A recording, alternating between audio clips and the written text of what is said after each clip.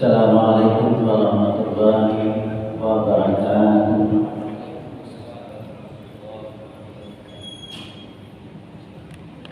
Alhamdulillahirabbil alamin wassalatu wassalamu ala asyrofil anbiya wal mursalin wa ala alihi washabihi wasallam ajmain. Asyhadu an la ilaha illallah wahdahu la syarika lah wa asyhadu anna Muhammadan abduhu wa rasuluh la nabiyya ba'dahu. A'udzu billahi minasy syaithanir rajim. Ya ayyuhalladzina amanu taqullaha haqqa tuqatih wa la tamutunna illa wa antum muslimun.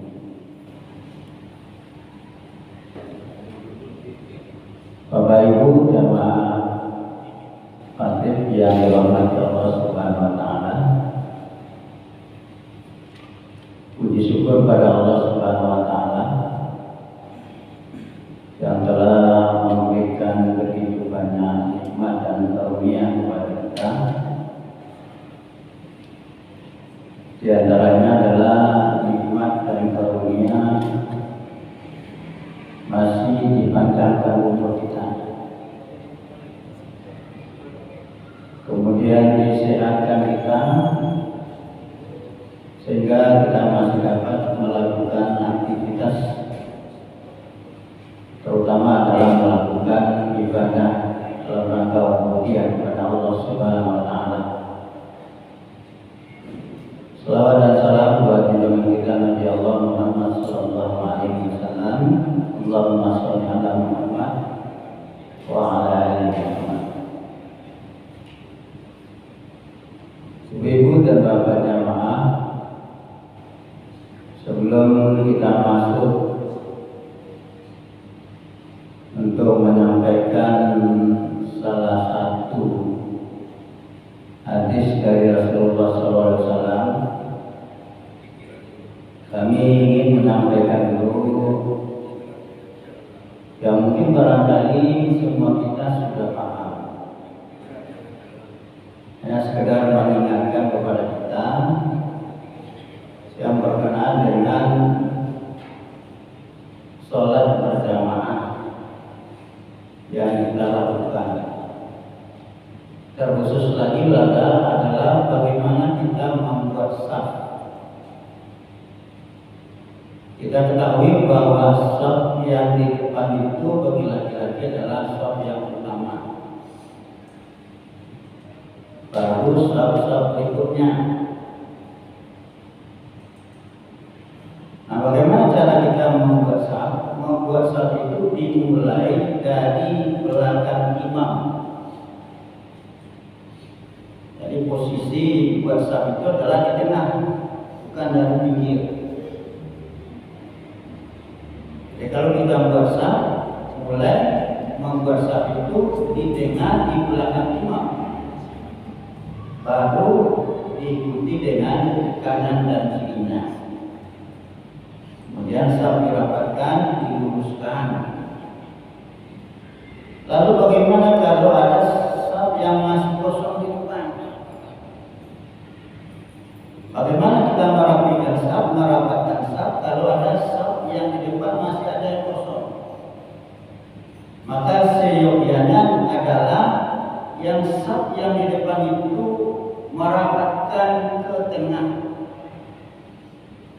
Jadi kalau ada yang berdiri kanan kiri di tengahnya kosong, itu harus merapat ke tengah. Terutama sekali adalah saf yang di belakang imam. Ya, kadang-kadang ada saf kita yang di depan itu sebelum imam angkat takbir ada yang kosong di tengah. Nah, itu kadang-kadang itu kita ini saling melihat, nengok kiri kanan, siapa yang mau maju, apakah yang dari belakang, ada yang dari kanan ke kiri atau dari kiri ke kanan merapatkan.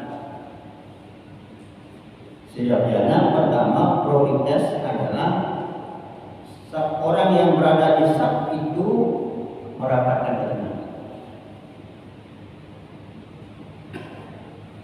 Kenapa? Nah, rahasianya kalau saf yang kosong itu di belakang imam.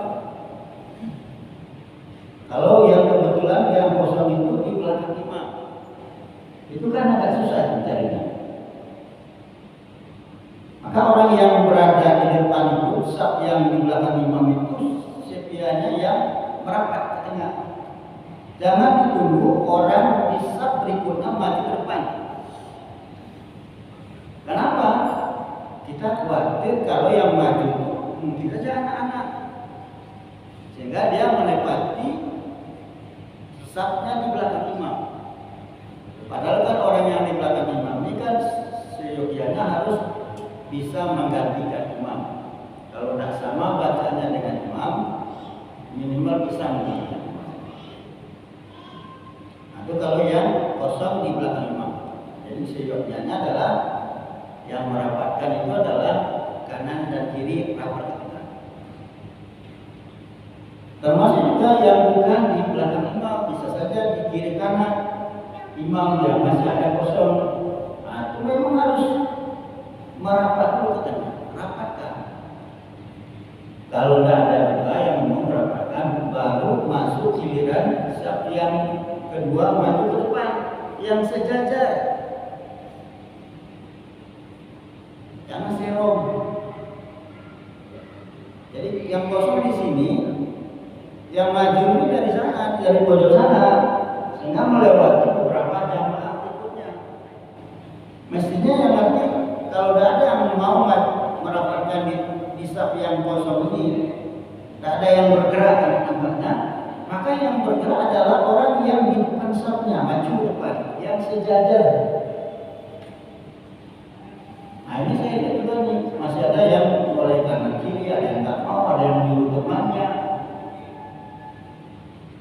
yang disuruh yang jauh dari saf yang kosong. Yang seharusnya yang maju itu kalau dia mau maju juga adalah orang yang sejajar dengan saf yang kosong. Nah kalau tidak kan jauh dari sana, maju mau mengejar saf yang kosong. Padahal kesempatan itu ada pada peluang untuk maju pada saf yang di depannya, ada pada orang yang di belakang saf yang kosong. Nah, ini kan membiarkan, seharusnya kan dia kejar seharusnya. Ini kesempatan sudah ada di depannya. Dia tunggu orang yang samping pojok sana untuk maju ke depan. Nah, itu boleh. Yang sejajar, yang kita tekankan tadi, kalau yang kosong itu di belakang imam. Cuma harus diperhatikan betul, jangan sampai nanti yang di belakang imam itu maju anak-anak. Maka yang sedianya yang merapat adalah orang-orang yang sudah berada di saf, itu merapat ke tengah. Ada juga yang saya lihat itu membuat saf itu mulai dari pinggir, dari dinding. Pojok ini dulu sedikit, ditunggunya supaya orang dia lihat itu masuk ke tengah. Tidak begitu, seharusnya membuat saf itu di tengah, sehingga orang yang datang kemudian mengisi kanan dan kirinya. Tapi ada yang saya lihat tuh jamaah dia ambil pinggir, kecuali kalau kita bawa anak kecil. Kalau kita bawa anak kecil, memang kita sengaja supaya anak kita tidak dampingi di pinggir, itu tidak apa-apa. Tapi dia tidak bawa anak kecil, tapi dia buat saf di pojok, di pinggir. Apa yang saja kalau ada orang dua jamaah yang buat saf sama-sama sepaham, keduanya sama-sama di pinggir, yang satu di pinggir sana, yang satu di pinggir sana. Ya kalau ada orang yang datang berikutnya, kalau tidak ada, jadi safnya akan terputus. Atau di antara dua tiangnya, carinya dekat tiang sini satu, dekat tiang sebelah, di tengahnya kosong. Dia berharap ada orang belakang masuk mengisi safnya. Bagaimana kalau tidak ada? Dia kan harus merapatkan. Maka memulai membuat saf itu sekali lagi, mulailah dari tengah. Mulai dari tengah, bukan dari kiri. Nah itu sekedar informasi saling mengingatkan saja. Mudah-mudahan kita dapat membuat saf itu dengan baik dan rapi. Kemudian saf yang yang bagus, yang utama, yang dicintai oleh Rasulullah SAW itu adalah pertama saf yang di depan, yang kedua adalah saf yang lurus dan rapi dan tidak terputus. Saf yang lurus, rapat, rapi, tidak terputus. Nah, sedikit mungkin barangkali problem di masjid kita ini karena kita bangun masjid tanpa memperkirakan daya dua tiang ini. Yang dua ini dari apa ya? Ya memang ada hadis dari Nabi, kita dilarang membuat saf di antara dua tiang. Maksudnya apa? Supaya jangan sampai safnya terputus. Karena saf yang dicintai Nabi itu saf yang bersambung, saf yang tidak terputus. Kalau sekarang kita membuat saf di tengah di antara dua tiang ini, kan sudah terputus dengan tiang ini. Baru dia buat saf lagi. Saf yang kedua dan saf ketiga, baru yang keempatnya saf yang di belakang ini. Walaupun safnya sahabat tidak batal boleh, tapi dia tidak termasuk saf yang dicintai oleh Rasul. Saf yang dicintai yang lebih utama itu adalah saf yang lurus, rapat, tidak terputus. Kan ada apanya dari kanan. Kalau jamaah banyak, waktu sholat Jumat misalnya, karena kita memperbolehkan, boleh silakan buat saf yang seperti ini, isi silakan isi. Karena kondisinya memang tidak memungkinkan, maka kita dibolehkan untuk membuat saf yang safnya tidak serapi dan tidak sebagus saf yang di depannya, yang tidak terputus tadi. Ini sudah terputus dan tersambung lagi. Tetap kualitasnya tidak sama dengan saf yang tidak terputus. Tapi kalau untuk jamaahnya ramai pada untuk sholat Jumat, saf yang terputus ini dibolehkan, masih dibolehkan karena kondisinya yang pokok. Termasuk misalnya sekarang biasanya zuhur dan asar itu kan anak-anak masih ramai. Anak-anak masih ramai dan sampai penuh sampai belakang. Kalau kita tidak mengisi saf yang di sebelah kanan kiri tiang ini, maka tidak muat. Nah, kondisi yang seperti itu juga membolehkan apa-apa kita buat saf di antara dua tiang yang seperti itu. Tapi kalau memang jamaahnya tidak ramai, sedikit, mungkin seperti kita sholat tadi, maghrib dan isya, tidak Jumat, kemudian juga tidak hari-hari sekolah, karena hari sekolah juga ramai. Sebetulnya kita bisa membuat saf yang lebih utama itu tadi, saf yang rapi, saf yang lurus, saf yang tidak terputus. Bagaimana caranya? Mungkin barangkali saf yang dua ini jadi satu. Saf yang dua ini jadi satu. Kemudian imamnya duduk belakang. Ini satu, kemudian dua, ketiga, keempat. Satu, dua, tiga, dan seterusnya. Jadi yang ini tidak terpakai. Itu kan waktu-waktu yang tidak jamaahnya tidak ramai. Nah, tentu kita pengurus harus menyediakan ada patokan saf yang di depan ini hanya satu dan imam mundur. Seyogianya memang imam ini tidak terlalu maju seperti ini, karena imam kalau dia berdiri itu kalau dia berdiri itu masih melihat saf kanan dan kirinya, sehingga dia mengatakan sila luruskan saf, lalu luruskan saf itu kan yang memperhatikan kanan dan kiri terlihat. Tapi kalau di sini imamnya menyuruh jamaahnya untuk luruskan saf, melihat kiri kanan, tapi dia tidak melihat jamaah yang depan.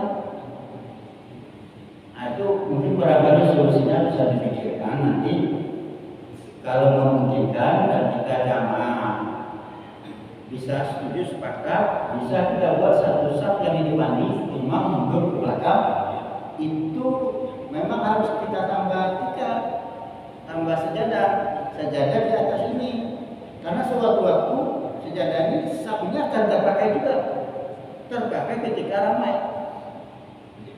terpakai ketika Jumat dan terpakai ketika anak-anaknya sekolah ramai.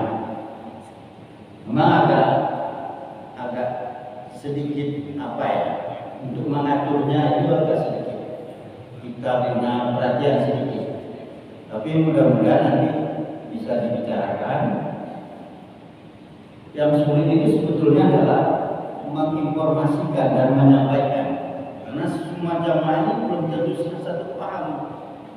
Sebagaimana kita menyampaikan yang seperti membuat jeda waktu, itu kan tidak semua orang bisa terima, walaupun kita sama-sama pengertian. Kita lagi sama, guru sama, belum tentu kita sepaham. Nah ini yang sulit, kadang-kadang pengurus di situ sulitnya menyampaikan itu, yang sulit membuat bahasa supaya bahasa itu bisa dimengerti, semua jamaah bisa dimengerti.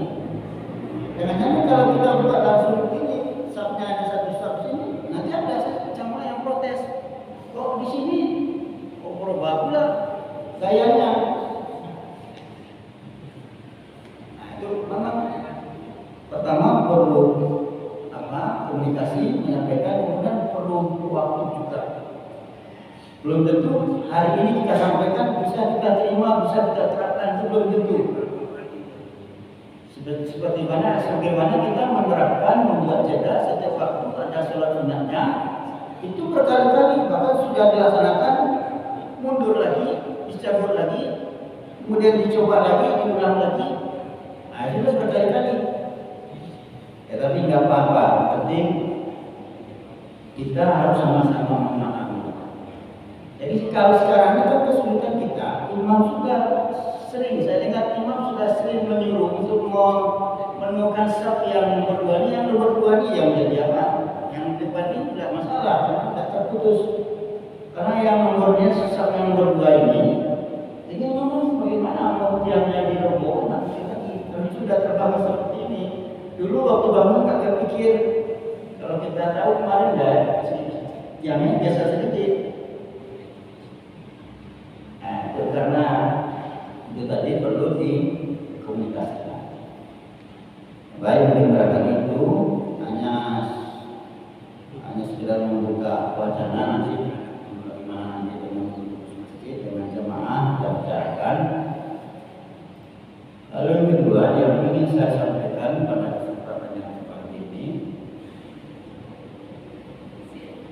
salah satu hadis doa yang diajarkan oleh Rasulullah SAW, bahkan Rasulullah berdoa. Apa bunyi doa itu? Allahumma ighfir li Abi Salamah warfa' darajatahu bil ma'iyyin wafsah lahu bil qabri wa nawir lahu fihi waqluhu aqibihi. Jadi doa ini dibaca dan diajarkan oleh Rasulullah SAW ketika Abi Salamah meninggal. Jadi kalau begitu ini kan doa untuk orang meninggal. Apa ada orang yang meninggal? Ya tentu ada saja, mungkin tidak ada.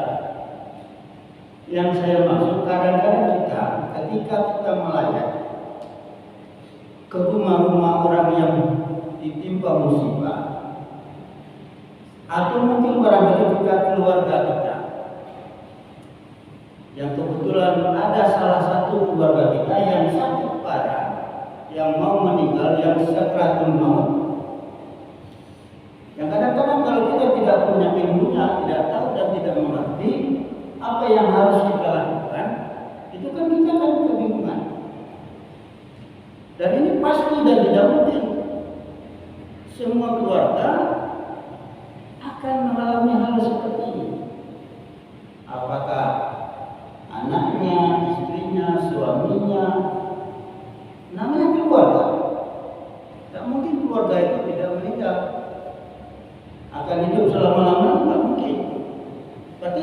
keluarga nanti akan mengalami seperti ini. Bagaimana menghadapi orang yang sakaratul maut, yang mau meninggal, dan bagaimana pula nanti ketika dia sudah betul-betul menjelang meninggal, apa yang harus kita lakukan? Atau sesudah dia meninggal, apa yang harus kita lakukan? Kalau kita tidak tahu, berarti kan kita kebingungan. Nah, oleh sebab itu pada kesempatan yang berbahagia ini kita belajar mempersiapkan diri seperti itu, mempersiapkan untuk keluarga kita dan termasuk terhadap diri kita sendiri. Karena tidak mungkin. Ya kalau meninggalnya di rumah, sakit di rumah, kalau sakitnya di rumah sakit ya mungkin kali kita ya juga. Kalau sakitnya bisa kita dampingi di rumah sakit ya kita dampingi, tidak salahnya kita mendampingi. Tapi kalau kita tidak bisa mendampingi, apa boleh buat? Jadi ada hal-hal yang mesti kita perhatikan. Ketika hal seperti itu terjadi di keluarga kita, atau juga mungkin barangkali bukan keluarga kita, atau jamaah kita, tetangga kita, karib kerabat kita, tidak tertutup kemungkinan hal seperti itu. Jamaah kita,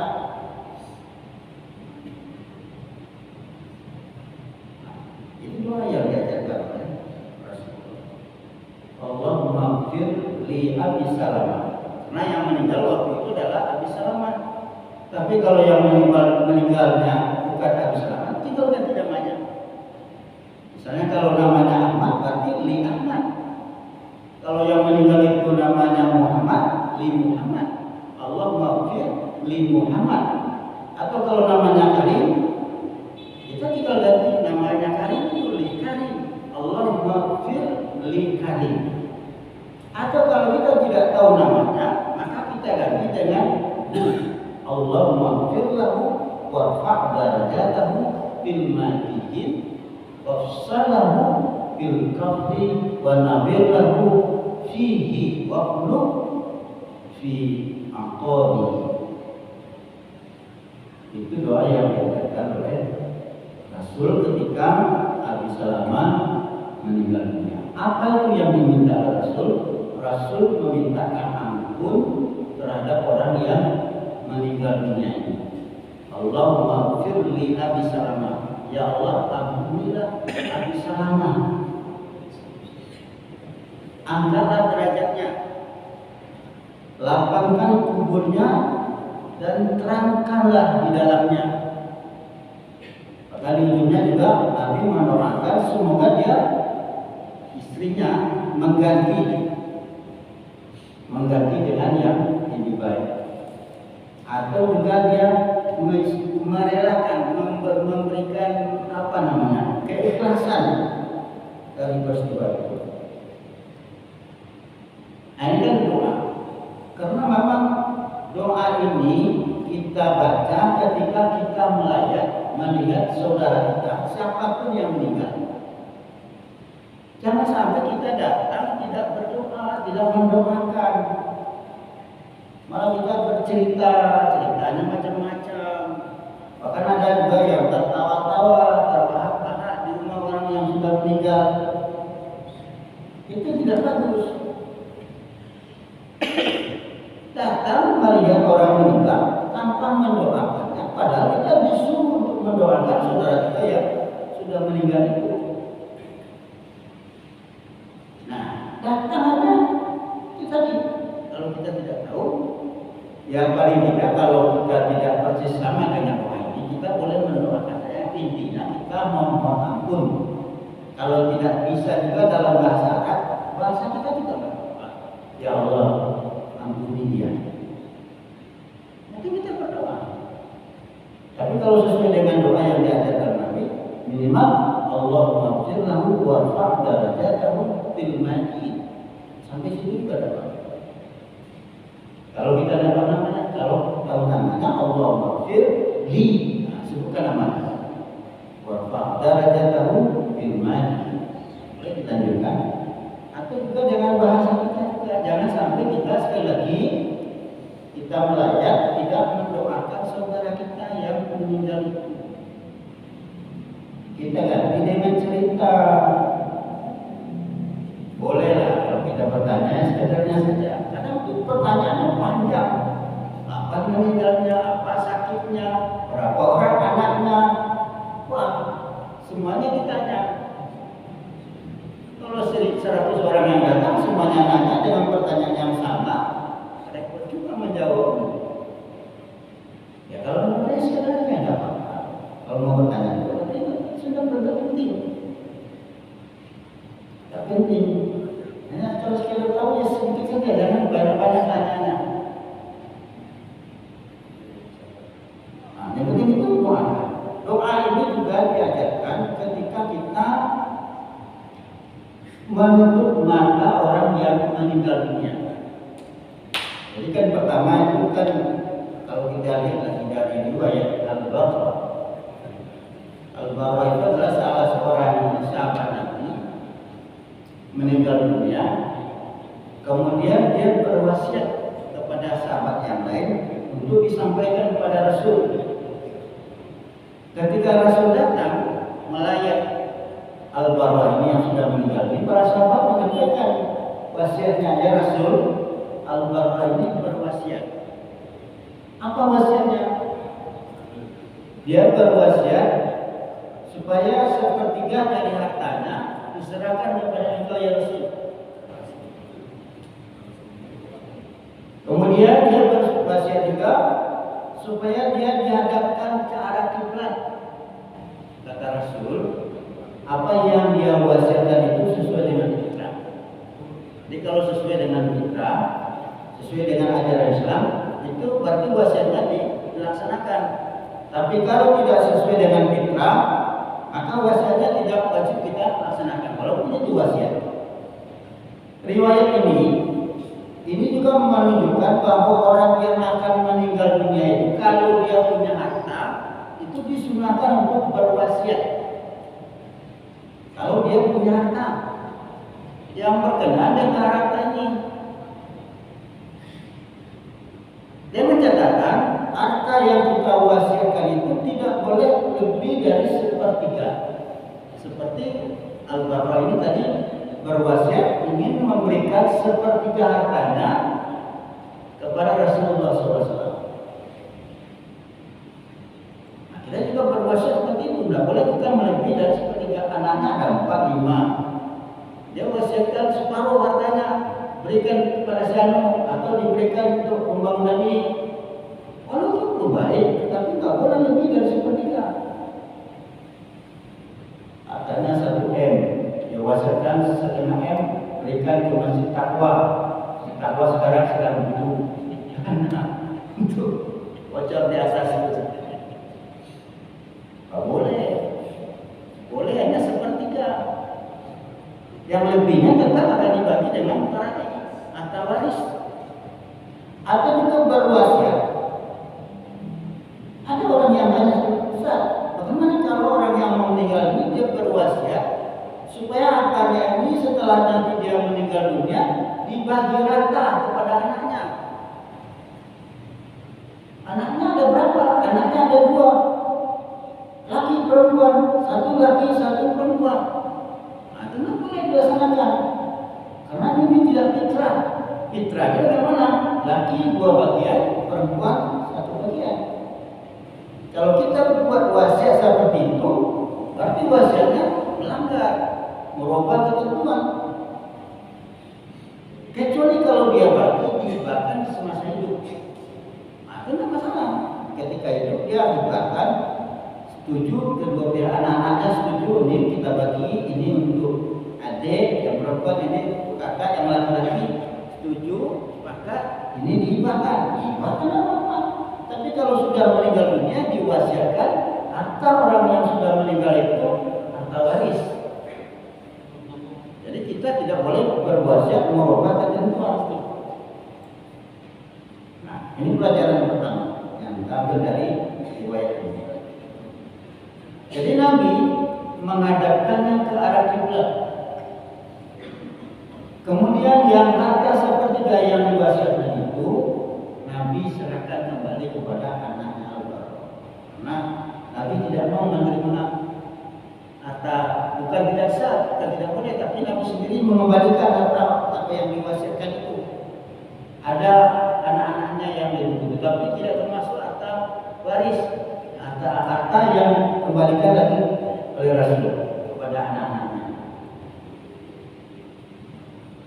Nah, lalu kedua, berarti kan menghadapkan ke arah kiblat orang yang mau meninggal dunia atau orang yang sudah meninggal dunia itu juga sunnah.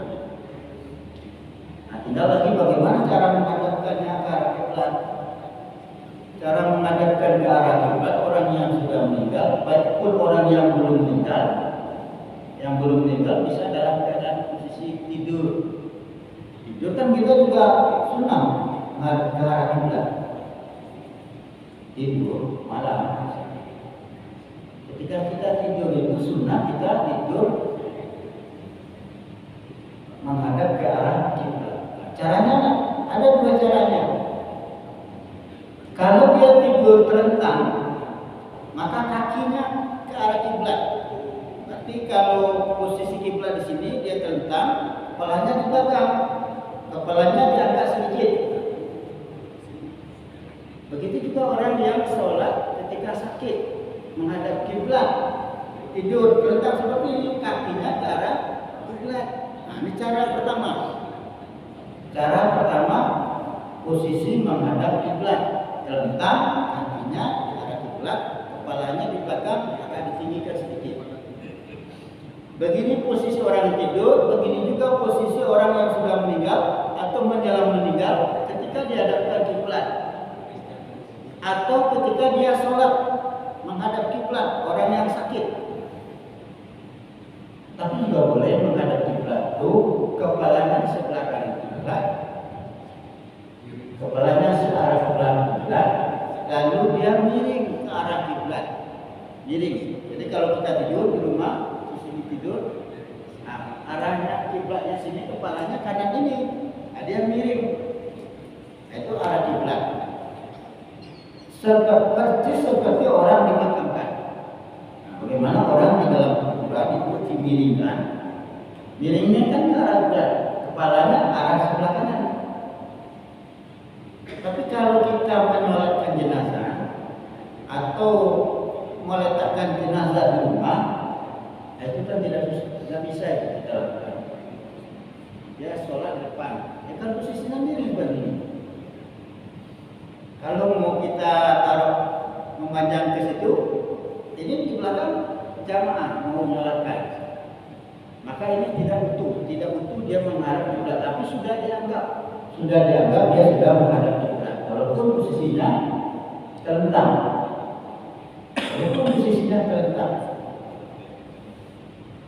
Maka tidak ada orang yang mensolatkan jenazah yang terlentang kepala kanan minta dimiringkan dulu, enggak.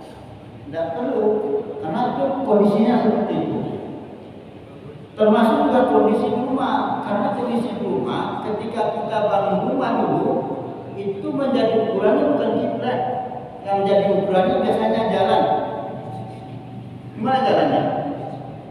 Posisi rumah biasanya diatur oleh jalan, bukan arah kiblat. Kecuali kalau kita bangun masjid. Kalau bangun masjid posisinya diatur kiblat. Tapi kalau orang bangun rumah itu biasanya diatur dengan jalan yang ada. Bisa saja posisinya itu tidak, pasti susah sekali untuk mengarah kiblat.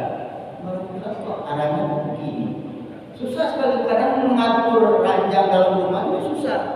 Mau dimiringkan kok dalam tanah kok ranjangnya miring. Mojok jadinya, posisi kamarnya begini, arah kiblatnya begini. Karena dulu kita nggak mengukur dengan arah kiblat, dalam rumah kita diukur dengan jalan yang ada, kondisi yang ada. Nah kalau ketemu kamar rumah yang seperti ini, ya sedapatnya saja. Tidak dipaksa pula di tengah-tengah rumah, ranjang kita di tengah-tengah posisinya miring seperti ini. Nah sudahlah, niat saja lah, walaupun agak miring sedikit.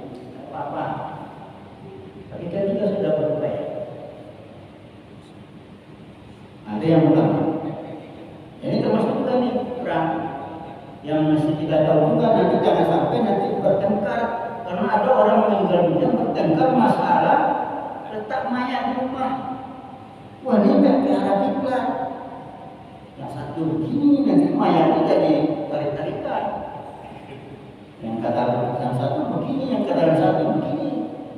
Nah, kalau kita sama-sama nggak tahu, kalau kita sudah tahu ada dua caranya. Nah, maksudnya dua nih. Kalau tidak yang seperti yang pertama, seperti yang kedua. Kalau sudah seperti yang pertama, jangan berubah lagi. Atau sudah seperti yang kedua, jangan dirubah lagi, sudah. Tapi kalau seperti yang kita terangkan pertama tidak, seperti yang kedua juga tidak, itu baru yang kita luruskan. Jangan pula kalau sudah yang seperti yang pertama minta dirubah lagi, kalau itu salah nih. Nanti bertengkar. Kita rumah orang yang meninggal dunia, tidak boleh.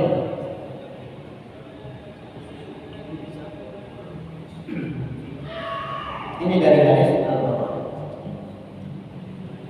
Kemudian ada tadi doa yang diajarkan oleh Rasulullah SAW atau ketika Rasulullah mendoakan Abu Salamah. Doa ini dibaca ketika menutup mata orang yang sudah meninggal dunia. Nah, sebelumnya itu kan kalau kita menghadapi orang yang sakaratul maut, itu kita juga harus tahu apa yang harus kita tahu, bahwa ada sunnah, ada ibadah di sana, yaitu mengajarkan mentalkinkan orang yang mau meninggal dunia. Mentalkinkan orang yang mau meninggal dunia itu adalah ibadah. Lakinun mautakum bi kalimat la ilaha illallah, ajarkan olehmu orang yang meninggal itu dengan kalimat la ilaha illallah. Ini ibadah. Karena ada juga yang ganti kalimat ini, itu terlalu panjang Ustaz, nanti dia tidak bisa bacanya. Kalau dibaca la ilaha illallah sudah pergi, nanti sesat pula dia. Tidak sampai begitu. Walaupun dia sudah baca la ilaha belum sampai dan meninggal, dia sudah termasuk kalimat yang dikatakan la ilaha illallah. Maksudnya itu walaupun dia sampai. Nah, supaya gampang katanya, supaya jangan terlalu panjang, ganti saja Allah. Nah, kalau Allah yang kita ajarkan berarti tidak sesuai dengan sunnah. Sunnahnya adalah mengajarkan kalimat la ilaha illallah. Bagaimana cara mengajarkannya? Ya kita dengarkan pelan-pelan. Kalau dia sudah respon, nanti kita tunggu lagi. Nah, sudah tak lama diulang lagi. Kalau dia sudah respon, ya sudah. Jangan diulang terus, diulang, nanti marah dia orang sakit. Tidak berhenti diulangnya. Ya, kalau dia sudah respon, ya apa? Karena mengajarkannya itu ibadah. Walaupun yang kita ajarkan itu tidak bisa mengucapkan kalimat la ilaha illallah, tapi bagi kita yang mengajarkan, mentalkinkannya itu beribadah. Ibadah.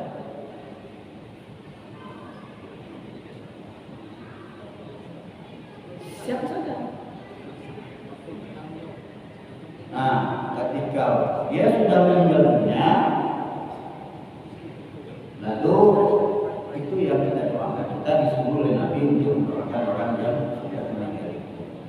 Allahumma ighfir, kalau dapat namanya Allahumma ighfir lahu, Allahumma ighfir lahu warfa' darajatahu fil jannah.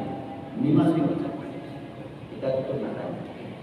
Karena tanda-tanda pengakuan ini menurut apa yang kita baca, ini sebenarnya kita tidak tahu. Karena nanti belum mati, kalau kita sudah mati, belum meninggal sudah kita anggap meninggal. Ada tanda-tanda.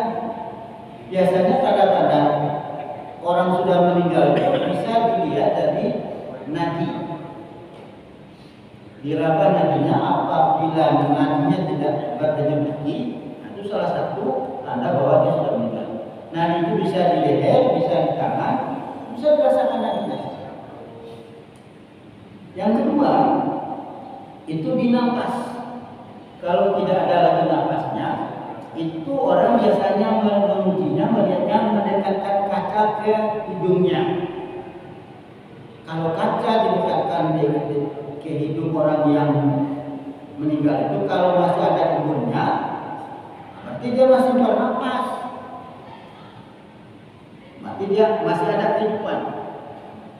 Kalau dia masih ada embunnya, itu kedua. Yang ketiga, tanda-tanda kematian itu biasanya keluar kotoran atau segala hal yang mungkin yang cair dari tubuhnya itu bisa keluar. Biasanya kalau tidak keluar dari, bisa keluar dari dubur, kemudian bisa juga keluar dari kencing, bahkan juga bisa keluar dari hidung, dari mata, dari kuping, bisa keluar dari kotoran, kencing, atau juga bisa keluar itu nanah atau darah. Itu tergantung penyakitnya. Biasanya orang yang sudah meninggal dunia itu ketika dia sakit tidak keluar, tapi ketika dia sudah meninggal dunia itu keluar.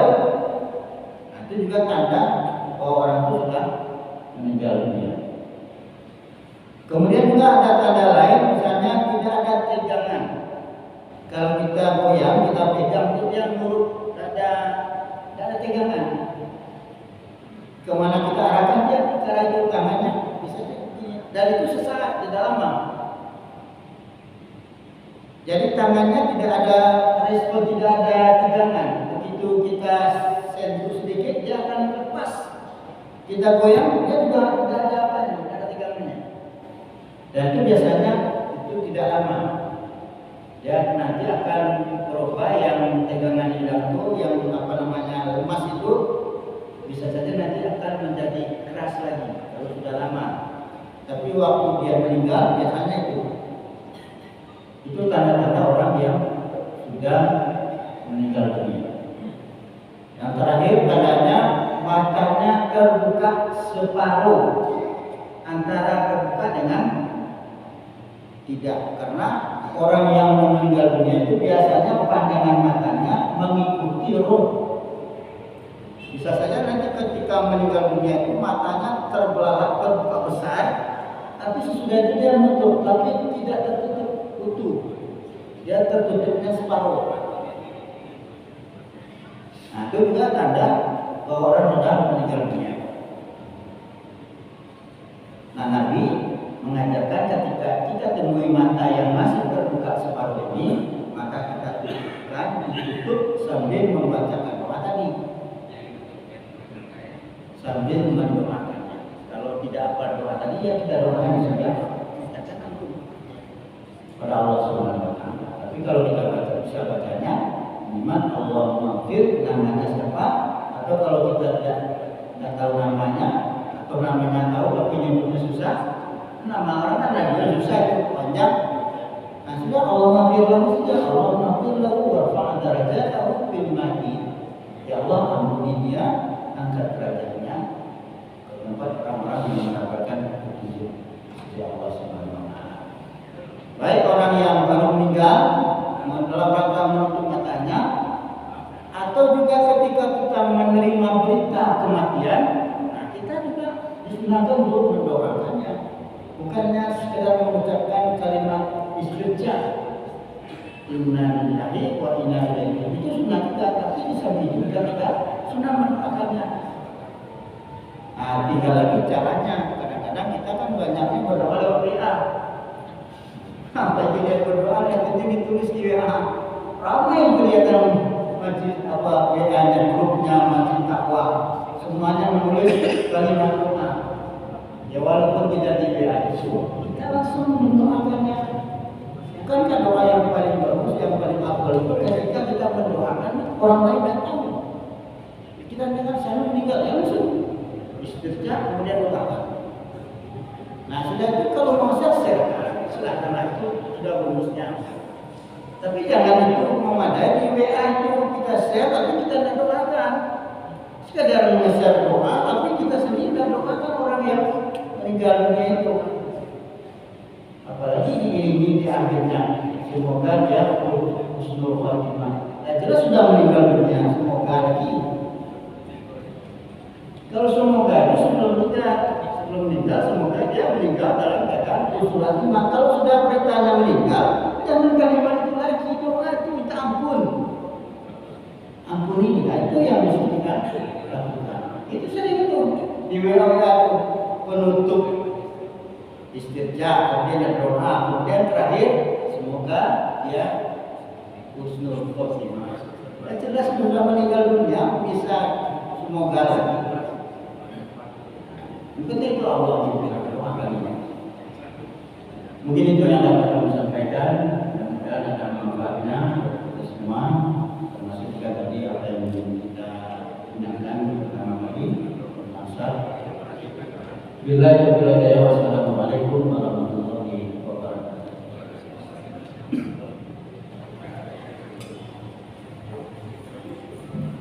Alhamdulillah.